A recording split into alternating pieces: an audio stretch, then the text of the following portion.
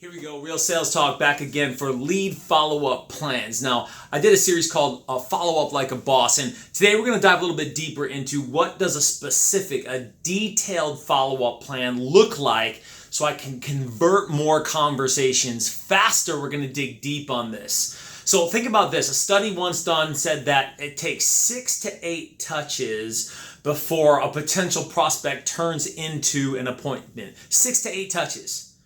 How many times are you following up on your open house leads, on your internet leads? How aggressive are you following up with them? Because motivated prospects, keyword, motivated prospects, love assertive salespeople. I mean, they just love them because they're so busy.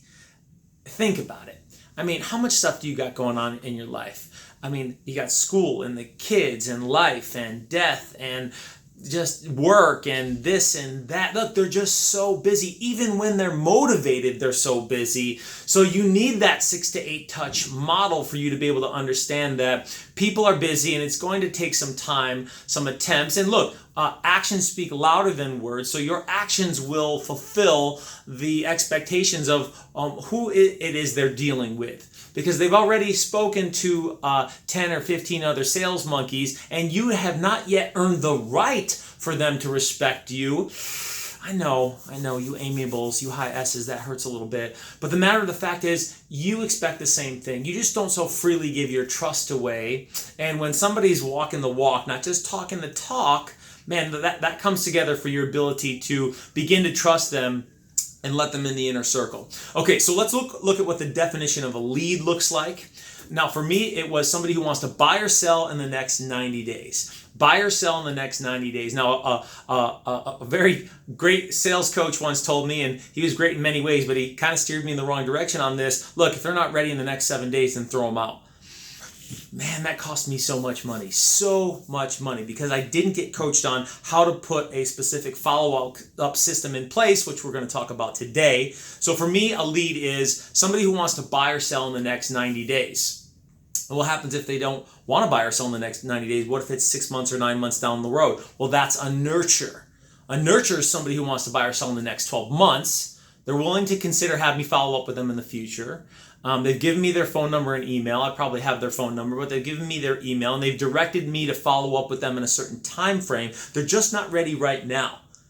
Now look, have I asked enough questions? Let's take a bunny trail for a second. Have I asked enough questions to understand really that that's the case? That it really is going to be 6 months, 9 months, 12 months down the road. And if I have asked enough questions, I will have extracted enough information to understand, yes, that is the case. So let's look at what a specific follow-up plan really looks like. So people who are ready to move forward with starting to look at a house or to list a property, and it's the 30-day rule. You think that you're 30 days out from them actually being able to move forward. This would be an expired or for sale by owner, an open house or an internet or a marketing lead. They're about 30 days out. You call them once a week. Text them and leave a message if they don't answer. That's the 30-day rule. Call them once a week, leave a message, and text them if they don't answer.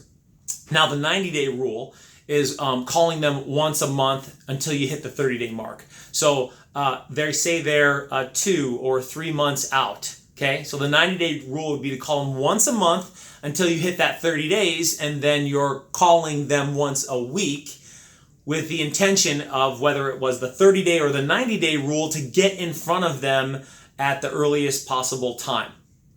The goal is to meet them. Even if they're not ready to move forward right now, but they've communicated that they are going to move forward, you still want to get in front of them.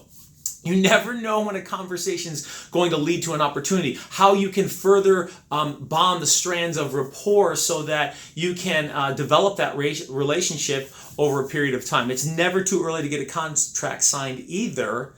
I know some of you out there, you've been to a for sale by owner, or you go to a prospect's house and you go prepared with that contract, and next thing you know, you're talking about signing up. And how far out have some of you signed contracts? I know for me, it's been anywhere from 6 to 9 months as far out as I've signed somebody because they were going to do something, just not right now. And so we locked them up. With no contract signed, work towards a second appointment within the next 30 days.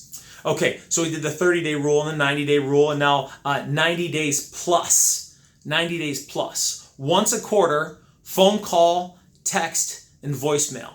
So this is 90 days plus. Now the 90-day rule was within 90 days. The 90-day plus rule is once a quarter, call them, and they don't answer, leave them a voicemail, and text them. And on top of that, I'm emailing them monthly. Okay, now I'm emailing them twice a month. The first week of the month is a newsletter, some other value piece. The third week of the month is a market value report. That was a big one for me, man. We got such a high open rate on those market value reports. So the 90-day plus, really, it's your quarterly follow-up. I'm calling them once a quarter. They don't answer. I'm texting them, voicemailing them, and they're getting an email twice a month. It's the value piece on the first week, and on the third week, it's the market value report.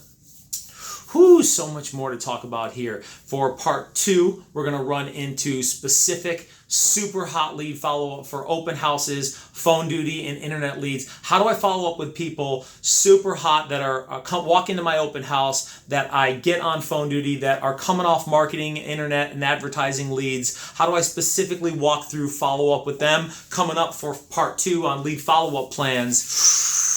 This is where we make the money, people. Go get some real sales talk. See you guys soon.